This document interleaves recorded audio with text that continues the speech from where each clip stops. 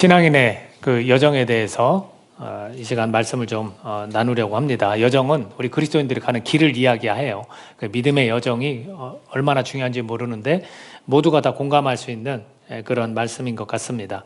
오늘 베드로전서 1장의 이 내용을 보니까 흩어진 그 나그네들, 많은 믿는 자들에게 또 예수님께 선택받아서 순종하기를 원하는 자들에게 편지를 쓴다라고 말씀합니다.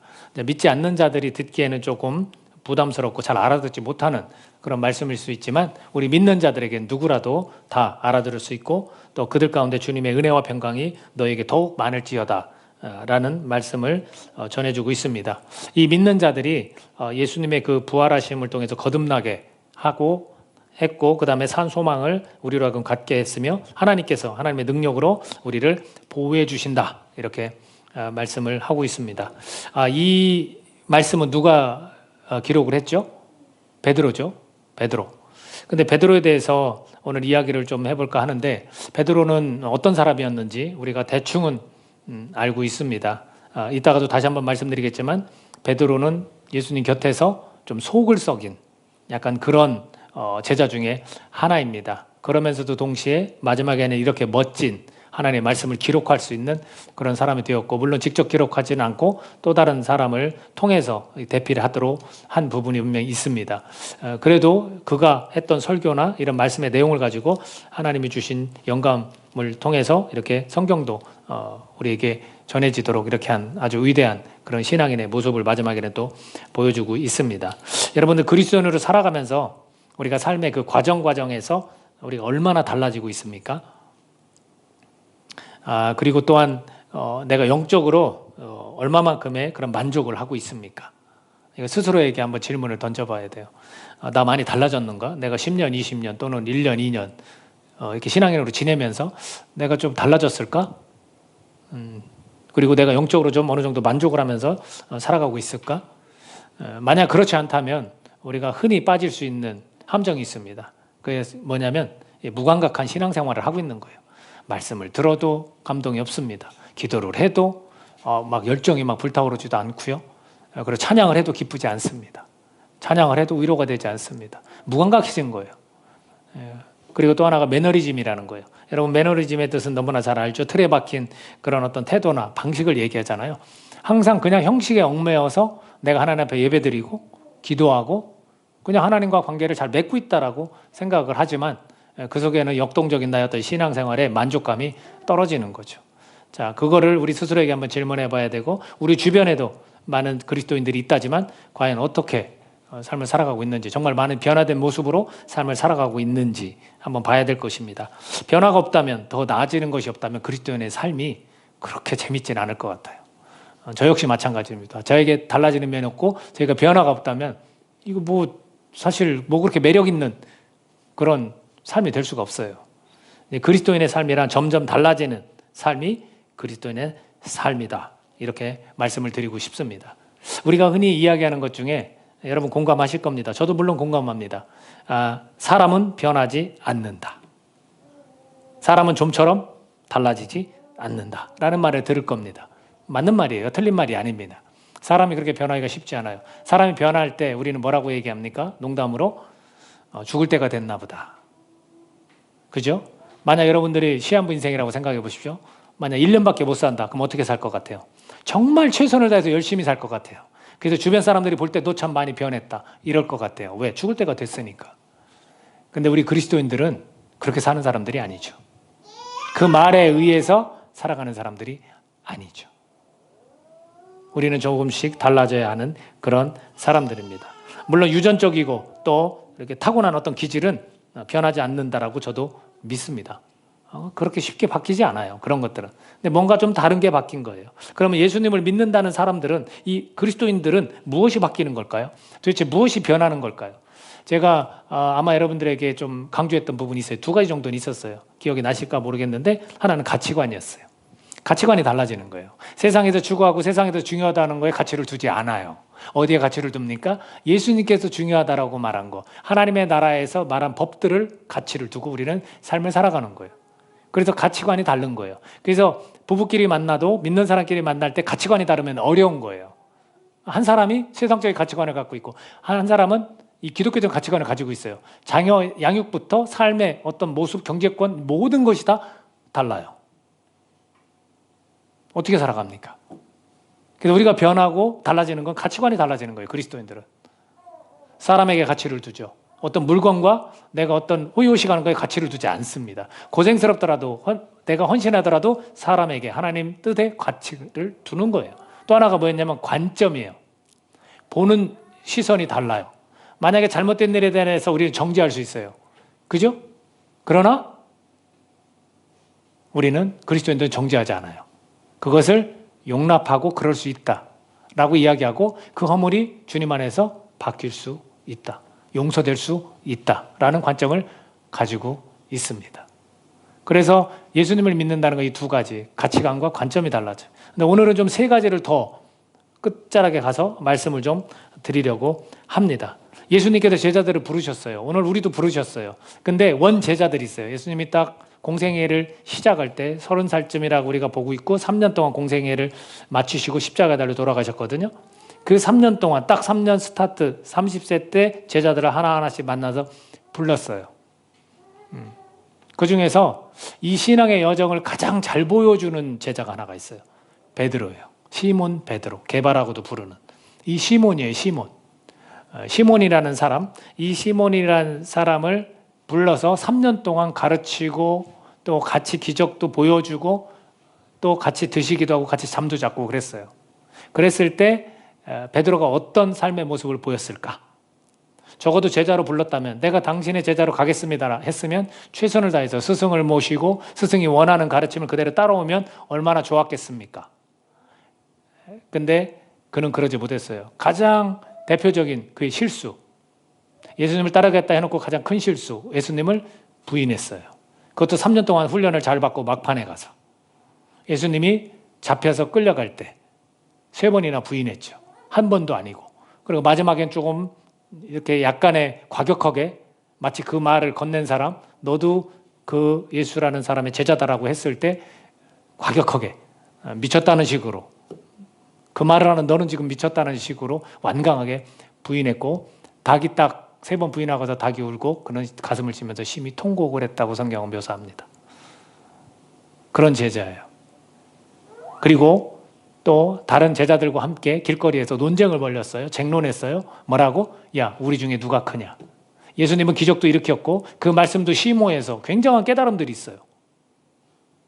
그러니까 이 예수님과 누가 측근해서 오른팔 왼팔이 되고자 하는 마음을 갖고 서로 다퉜어요. 베드로는 그런 사람이에요. 이런 사람이 어떻게 바뀌었는가? 오늘 말씀을 보면 이 본문 내용 말고도 그 뒤에 베드로 전서를 계속 쭉 보면 몇 가지를 아주 딱 압축해서 우리에게 전해줘요. 뭐라고 전하냐면 서로 뜨겁게 사랑하라. 경쟁에 불붙어서 누가 크냐라고 쟁론했던 사람이 그건 중요하지 않다. 누가 우위에 있고 누가 올라가는 게 중요한 게 아니라 서로 뜨겁게 공동체가 사랑해라 라고 말해주는 거예요. 그리고 또 뭐라고 하냐면 거룩하라. 1장 15, 16절에 이렇게 되어 있습니다. 오직 너희를 부르신 거룩한 이처럼 너희도 모든 행실에 거룩한 자가 되라. 기록되었을 때 내가 거룩하니 너희도 거룩할지어다 하셨느니라. 우리 삶이 거룩한 삶으로 바뀌어야 된다라는 거죠. 거룩하게 살아가라라고 말합니다. 그뿐이 아닙니다. 그 뒤에 가보면 사회생활을 어떻게 해야 되는지도 이야기해 줍니다. 왜냐하면 베드로도 사회생활을 했던 사람이에요. 예수님과 만나기 전에 어부라는 그런 어부로서의 삶을 살았던 사람이에요. 사회생활을 어떻게 하냐면 하나님의 종과 같이 하라는 거예요. 상사를 대할 때 또 부하 직원을 대할 때 다 하나님의 종과 같이 자기가 대처를 하라는 겁니다. 그뿐이 아니에요. 제자들 중에 기록된 거에 의하면 유일하게 결혼한 사람이 있다면 베드로예요. 왜냐하면 장모가 열병에 걸렸을 때 예수님께 고쳐주셨거든요. 아내가 있다라는 거거든요. 그래서 그 아내와의 관계가 어땠는지는 구체적으로 나오진 않았지만 베드로전서에서 부부의 관계, 남편과 아내의 관계를 잘 설명을 했어요. 건강한 부부 이런 것이다 라고 또 베드로전서에서 설명을 해줍니다. 대단하지 않습니까? 치명적인 실수를 했어요. 예수님을 부인하는. 지금 이 자리에 있는 분들 중에 예수님을 그렇게 완강하게 부인할 만한 사람은 없을 거로 압니다. 3번씩이나 그것도 그렇게 부인했다라는 거, 물론 그 자리에 그 시대에 우리가 가 있을 경우에는 모르죠. 자신할 수 없지만 현재 우리의 모습과 비교해 볼 때는 분명히 우린 그러지 않을 겁니다. 그런 치명적인 실수를 했던 사람도 이렇게 달라졌어요.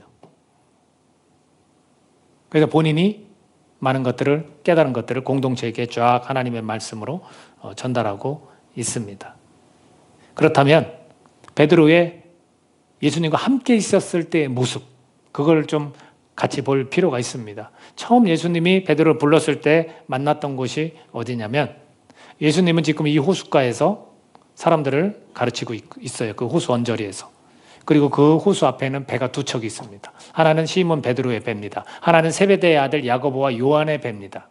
그들은 어떤 일을 했냐면 밤이 새도록 그물을 던져서 물고기를 잡으려고 했어요. 근데 밤을 완전히 지나고 나서까지도 물고기를 잡지 못했습니다. 그래서 예수님이 이들을 가르치다가 베드로를 보죠. 그리고 베드로의 배에 올라섰을 것 같습니다. 그리고 말합니다. 깊은 데로 가서 그물을 던져라. 베드로는 속으로 생각했겠죠. 뭐라고요? 당신은 말도 잘하고 또 소문도 기적을 일으킨다 하지만 이 물고기를 잡는 것에서는 당신보다 내가 더 전문입니다. 내가 밤이 새도록, 밤이 맞도록 물고기를 잡았지만 물고기가 한 마리도 잡히지 않았습니다. 오늘은 때가 아닙니다. 내일은 또 모르겠습니다. 이렇게 말했을 거예요. 그러나 베드로는 뭐라고 했냐면, 누가복음 5장인데 5절 같이 한번 볼까요? 자, 시작. 시몬이 대답하여 이르되 선생님, 우리들이 밤이 새도록 수고하였을 때 잡은 것이 없지만은 말씀에 의지하여 내가 그물을 내리리이다. 자, 당신의 말씀을 내가 한번 의지해 보겠습니다. 이때는 완전히 강력한 믿음이 아니에요. 왜? 그 결과를 또 다른 구절이 하나 있는데 8절인가요? 한번 보겠습니다. 시작. 시몬 베드로가 이를 보고 예수의 무릎 아래에 엎드려 이르되 주여 나를 떠나소서 나는 죄인이로소이다 하니. 왜 그런지 아십니까? 물고기가 어마어마하게 잡혀서 그물이 찢어질 정도로 잡혀서 저쪽에 있던 세베대의 아들 야고보 요한까지 불러서 그 배에 다 가득 찬 거예요. 제가 베드로가 속으로 생각했던 말이 맞는 것 같죠? 그리고서 그 물고기가 어마어마하게 잡혔을 때 저와 같은 이야기를 했습니다. 나는 죄인입니다. 나를 떠나십시오. 자, 이러고 나서 주님께서 뭐라고 하시냐면 너 이제 물고기 잡지 마. 내가 너를 사람을 낚는 어부를 만들 거야. 사람을 취할 것이다. 이렇게 말해요. 그랬을 때 베드로는 무릎을 꿇고 주님 앞에 저렇게 고백을 했기 때문에 아마 눈물을 흘렸을 것 같아요. 인간이 자기가 죄인이라는 걸 자각할 때 눈물을 흘리거든요. 그리고 그 눈물 가운데 예수 그리스도께서 은혜를 베푸셔서 용서를 해주세요. 새 사람이 된 것 같죠. 그래서 베드로는 당신의 제자로 살겠습니다 했어요. 그 뒤로 계속해서 예수님을 따라다니는 거예요. 그리고 마치 예수님의 그런 수제자라는 소리를 듣잖아요. 마치 호위병처럼 예수님을 가장 가까이에서 막 나서서 보호할 때는 보호하고 또 무슨 의견을 얘기할 때는 먼저 얘기하고 이런 성격으로 예수님을 섬기게 됩니다. 그 뒤에 예수님을 따르겠다고 제자가 되겠다고 했던 뒤에 있었던 일이 바로 서로 다투는 거죠. 높은 자리에 가고 싶은 거예요. 왜? 가치가 세상적인 가치를 그대로 가지고 있기 때문에 그래. 적어도 제자라면 스승이 가르친 걸 그대로 따라야 되지. 왜 반대로 이야기하고 왜 전혀 상관없는 이야기를 할까? 예수님은 그렇게 생각하실 수 있어요. 근데 예수님은 한 번도 야, 니네 그렇게 따른다고 3년 동안 다녔으면 이제 좀 정신 좀 차려. 왜 그러고 사는 거야? 라고 말씀하신 적이 한 번도 없다라는 거예요. 예수님은 정죄한 적도 한 번도 없어요. 그렇다면 예수님이 3년 동안 제자들 데리고 다니면서 하신 게 뭘까요, 도대체? 운동을 예로 들 수 있을 것 같아요. 저는 이게 저한테 아주 되게 이게 딱 맞는 예인데, 제가 운동을 할 때 기초부터 이렇게 다져가면 참 좋거든요. 근데 저는 기초부터 다져간 적이 한 번도 없어요. 왜냐하면 제 몸 신체 자체가 운동신경이 좀 있어요. 그래서 무엇을 하더라도 그냥 평범한 정도는 해요. 근데 어디서 차이 나는지 아십니까? 저보다 운동신경이 떨어진 사람이 레슨을 받아요. 기본기부터 다지는 걸 레슨이라고 하잖아요. 하나 자세 하나부터 익힙니다. 3년, 4년, 5년이 딱 지나잖아요. 저는 상대가 안 됩니다. 이해되세요? 운동신경이 떨어졌지만 기본기부터 다져놓으면요, 나중에 서로 시합을 하면요, 저는 상대가 안 돼요. 그래서 우리가 운동을 할 때 기본기부터 쭉 다져가는 거예요. 저는 잘난 체를 좀 해서 그런지 운동신경이 있다라고 생각해서 그런지 물론 레슨 받을 사실 여유도 없어서 그렇지만 탁구를 하든 뭐 테니스를 하든 상대가 안 됩니다. 기본기를 다진 사람과. 그래서 예수님이 3년 동안 하신 일이 뭐냐면 기본기를 다지신 것 같아요. 우리 신앙인들이 처음 예수님을 믿고 해야 될 게 뭔지 아십니까? 일정 기간 동안 기본기를 다지셔야 돼요. 기도하는 훈련, 찬양으로 계속해서 하나님께 막 영광 돌리는 모습, 말씀을 주기적으로 공부하는 모습. 이것을 일정 기간 동안 꼭 해야 되는 거예요. 제자들한테는 몇 년이 필요했냐면 3년이 필요했다고 주님은 판단을 하셨습니다. 그러면 그 위대한 분 곁에서 3년 동안 훈련받아도 정신 못 차렸는데 우리같이 그분하고 직접 다니지도 못하는 사람은 얼마나 훈련받아야 되겠습니까? 계속해서 훈련을 받아야 되는 거죠. 그 가운데 베드로는 이러한 3번이나 부인했던 모습이라든지 서로 다투는 그 모습 가운데 완전히 확연하게 나중에는 다른 모습이 될 수 있었던 극적인 계기가 있었습니다. 예수님과 다녔을 때는 나서고 부인하고 이런 모습이었지만 많이 달라진 모습이 된 때가 있었어요. 그때가 언제냐면 부활하신 주님을 만나고 난 후였습니다. 베드로는 무덤에 뛰어갔죠. 예수님이 죽어서 무덤에 묻혔는데 무덤에 없다고 하니까 확인하고 싶어서 뛰어갔죠. 그걸 믿지 못하는 거죠. 3년 동안 수도 없이 말씀하셨는데, 가르쳐 주셨는데. 그랬다가 다시 동료들과 함께 모이는 자리에 예수님이 들어오셨고 그때서야 비로소 예수님이 부활하셨구나. 그리고 하나하나씩 기본기를 닫을 때의 말씀들이 생각나는 거예요. 그리고 나서 성령을 기다리라고 했죠. 그래서 그들이 120명의 문도가 모여서 함께 기도했을 때 성령이 임했습니다. 성령이 임하고 나서 각 나라의 언어로 막 말하기 시작했고 베드로가 그때 힘을 얻어 밖에 나가서 설교를 하기 시작을 해요. 놀랍지 않습니까? 두려움에 떨던 부인할 수밖에 없었던 그런 사람이 이제는 막 하나님의 살아있는 말씀을 선포하기 시작을 해요. 그랬더니 사람들이 회개하고 막 돌아와요. 그리고 도르가라라는 여인을 죽었지만 베드로가 살리기 시작합니다. 대단하지 않습니까? 그럼 이쯤 되면 3년이라는 기본기, 성령께서 우리와 함께 하시고 그 다음의 삶은 완전히 예수님 닮은 제자의 모습으로 온전히 살아가야 되는데 베드로는 또 그러지 못합니다. 아이러니하죠. 잘 나가는 것 같으면서도 주님의 뜻과 주님의 방향으로 잘 가는 것 같으면서도 안 되는 경우가 있어요. 그게 어디에 나오냐면 갈라디아서 2장에 보면 베드로가 이방인들과 함께 음식을 먹기 시작해요. 왜냐하면 베드로는 깨달음이 있었어요. 이 복음이라는 것이 율법에 매여서 할례 받지 않은 이방인들과 식사를 해도 된다는 걸 베드로는 알아요. 그래서 마음껏 식사를 하고 있었어요. 그런데 예루살렘이라는 그 본부와 같은 곳에서 야고보의 동료들, 유대인들이 찾아왔어요. 그랬을 때 베드로가 거기에 대해서 두려워하고 도망쳐요. 자리를 피하는 거예요. 마치 이방인들과 식사를 안 한 것처럼. 그래서 바울이 뭐라고 하냐면 책망을 해요. 너는 외식하는 거다. 그리고 그와 같이 따라서 외식했던 사람이 누구냐면 바나바라는 사람이에요. 왜냐하면 베드로는 위대한 사람이 됐거든요. 예루살렘의 수장이 됐거든요. 그런 사람이 행동을 그렇게 취하니까 바나바도 그대로 따라하는 거예요. 여러분 영적인 권위나 신앙적으로 좀 믿음이 더 있다는 사람을 우리는 따라하게 되어 있거든요. 근데 그 사람이 외식하고 있어요. 그러니까 바나바도 같이 따라서 외식한 거예요.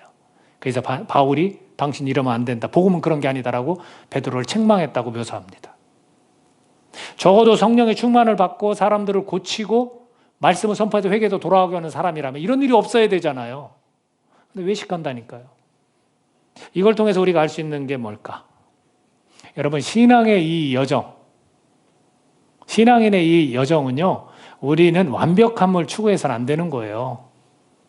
내가 설사 주님을 믿는데다 이것밖에 안 되지? 여러분 자기를 자책하면 안 되는 거예요. 회개라는 아주 기막힌 말이 있어요. 돌이키는 거. 나 이렇게 생각하면 안 되지 하고 돌이키는 거예요. 근데 대부분은 나 이 정도는 됐어야 하는데 왜 이것밖에 못하지? 만약 베드로가 부인하고 통곡했어요. 자책했다면, 죄책감에 빠졌다면 주님의 일을 했을까요? 안 했죠. 그래서 주님께서 부활하고 만나셔서 뭐라고 질문했습니까? 내가 나를 사랑하느냐? 확인시켜 주시는 거예요. 베드로가 사랑한다는 걸 주님은 아시지만 베드로는 연약한 사람이기 때문에, 연약한 신앙인이기 때문에 부인한다는 것도 아셨던 거예요. 내가 신앙인이지만, 내가 예수님 사랑하는 거 주님이 아시지만, 내가 삶을 살아가면서 내가 실수한다는 거, 내가 죄를 질 수 있다는 거 주님은 아세요. 그래서 질문한 거예요. 네가 나를 사랑하느냐. 베드로를 확인시켜 줍니다. 베드로가 뭐라고 얘기합니까? 내가 주님을 사랑합니다. 그럼 내 양을 먹이라. 또 묻습니다. 네가 나를 사랑하느냐? 귀찮습니다, 주님. 저 이제는 진짜 실수하지 않습니다. 이제는 주님을 진짜 사랑하는 거 맞습니다. 세 번째 질문합니다. 네가 나를 진짜 사랑하느냐? 베드로가 말하죠. 네, 내가 진짜 주님을 사랑합니다. 이제는 실수하고 또 하나님 앞에 죄를 지을 수밖에 없어서 연약한 사람임을 인지시켜 주시고 다시 한번 내가 사랑하는 주님을 사랑하는 모습도 있다는 걸 주님이 끄집어 내주신 거예요. 오늘 우리도 마찬가지예요. 주님을 사랑하고 주님의 뜻을 펼치고 싶은 마음 주님이 알고 계세요. 근데 왠지 모르게 우리는 죄를 짓고 실수하고 주님의 뜻을 자꾸 거부하고 이런 연약함이 우리에게 있다는 거예요. 신앙인의 여정은 그런 거예요. 그러나 끝까지 베드로는 놓치지 않았죠. 우리보다 더한 실수도 했지만 끝까지 주님을 놓치지 않았고 주님은 끝까지 함께 하셨죠. 그래서 오늘 우리 본문 속에서도 하나님의 능력으로 너희들을 보호하신다라고 말하는 거예요. 내가 연약하고 실수하고 죄를 짓지만 하나님의 능력으로 우리를 보호하신다라는 거. 우리가 그걸 끝까지 붙들어야 됩니다. 완벽주의에서 벗어나십시오. 개인주의에서 벗어나시고 배금주의에서 벗어나시고 이 주의라는 게 아주 좋지 않아요. 벗어나야 돼요. 완벽주의 벗어나야 돼요. 그 완벽주의 때문에 다른 사람까지 정죄하게 되는 거예요. 저 사람도 연약하지만 나도 연약하고 나는 죄를 지을 수 있지만 저 사람도 죄를 지을 수 있는 거예요. 베드로처럼 수제자와 같이 훌륭한 제자도 이런 모습을 우리에게 보여준 이유가 뭘까? 저는 신앙인의 여정이 바로 그와 같은 것이다 라는 것을 주님께서 보여주시는 것 같습니다. 오늘 우리가 신앙인으로 살아가면서 여러 가지 다양한 죄악 가운데도 거하기도 하고 실수도 하고 그러는 걸 스스로가 좀 용납하세요. 그러나 그 때를 매너리즘이나 무감각한 신앙생활로 끝까지 가도록 만들지는 마십시오. 주님이 계속 우리에게 질문하시는 거예요. 네가 나를 사랑하느냐? 또는 네가 내 뜻을 행하겠느냐? 질문은 계속 이어지고 우리를 찾아오십니다. 그렇다면 베드로가 이런 모습이었는데 처음 모습과 나중 모습이 이렇게 이제 달라져 가고 있는 겁니다. 끝으로 저는 이것을 통해서 두 가지를 좀 우리가 기억하기를 원합니다. 하나는 제자로 발을 내딛는 일에 있어서 어떻게 해서 베드로가 그걸 놓치지 않고 주님을 놓치지 않고 계속해서 갈 수 있었을까? 그것을 주님과의 첫 대면에서 우리는 찾을 수 있어요. 자, 그 배에서 쉽게 말해서 어부의 일을 생계 일을 계속 하다가 주님을 만났을 때 그의 어떤 모습 때문에 이걸 끝까지 가져갔을까? 첫 번째는 뭐냐면 예수님과 직면했다는 거예요. 제일 중요한 게 뭐냐면 우리가 예수님과 대면하고 예수님을 봐야 되는 거예요. 예수님 앞에 나와서 저 십자가를 봐야 되고 하나님 우편에 계신 주님을 우리가 상상하면서 만나야 되는 거예요. 십자가에 달려 죽으시는 그 모습, 내 죄를 위해서 피 흘리신 모습을 우리가 상상해야 되는 거예요. 그렇게 했을 때 베드로는 자기가 뭐라고 이야기했습니까? 죄인이라고 얘기했습니다. 자, 여기서 말하는 죄인, 원죄 때문에 죄인이라고 했을까요? 저는 그렇게 보지 않습니다. 물론 그것도 포함되어 있습니다. 그러나 그것은 아직 잘 모를 때예요. 그럼 뭐 때문에 자기는 죄인이라고 했을까? 여기서는 베드로의 환경이 중요합니다. 베드로의 여건이 중요해요. 베드로는 지금 밤이 맞도록 왜 물고기를 잡아야 했을까요? 우리는 이걸 쉽게 상상할 수 있습니다. 예를 들어서 물고기 잡을 때가 그때라서 그렇다면 할 말이 없겠지만 밤이 맞도록 힘들지만 왜 물고기를 잡아야 되느냐? 그가 로마의 압제 속에서 세금을 내고 로마의 압제 속에서 살림을 가정을 꾸리기에 장모까지 아픕니다. 그 시기가 맞지 틀린지는 모르겠지만 열병을 앓을 정도로 아픕니다. 그럼 누가 책임져야 됩니까? 사위인 베드로가 책임져야 되는 거예요. 그런 부담감 가지고 경제적인 게 너무나 어려운데 세금도 내야 되는데 밤이 새도록 일하지 않으면 안 됐던 거예요. 굉장히 경제적으로 어려운 상태입니다. 거기다 대고 물고기까지 잡혔으면 얼마나 좋겠습니까? 역시 노력한 만큼 되는 거야. 이렇게 생각했을 건데 노력해도 안 됩니다. 왜 그랬을까요? 예수님을 만나기 위해서 그런 겁니다. 오늘 우리가 우리의 생각과 우리의 기술로 열심히 뭔가를 해보지만 안 되는 거예요. 그때가 예수님을 직면하고 만나야 될 때인 줄로 믿습니다. 힘들고 어려울 때, 지쳐서 쓰러질 때, 그때 주님은 찾아오십니다. 왜 물고기를 열심히 잡을 때 밤에 안 찾아오시고 열심히 일해도 아무 수확이 없을 때 주님은 찾아오셨다는 거죠. 맞는 거예요. 그게 우리가 그걸 통해서 죄에 대해서 깨닫습니다. 뭡니까? 우리의 교만의 죄. 원죄는 우리 십자가에 달린 것으로 원죄가 해결되지만 주님과의 만남에서는 나의 그 교만, 내 뜻대로 삶을 살아가려고 했던 것, 내 욕심으로. 사실 베드로가 우리가 좀 상상해 보면 그 어려움 속에서 어떤 자기에게 다른 사람에게 사기치는 일이 제안이 들어왔다면 해보고 싶지 않았겠습니까? 그런 것들이 주님 앞에 지금 만나서 다 그것이 죄가 된 거예요. 나는 죄인입니다. 스스로가 그걸 자각한 거예요. 어떻게 처음부터 물고기 잡았던 사람들이 원죄라고 그거를 알고서 그렇게 난 죄인입니다 이렇게 말할 수 있을까요? 아니죠. 삶의 환경, 여건을 그대로 다 주님 앞에 다 토해낸 거예요. 주님은 모르지만 나는 압니다.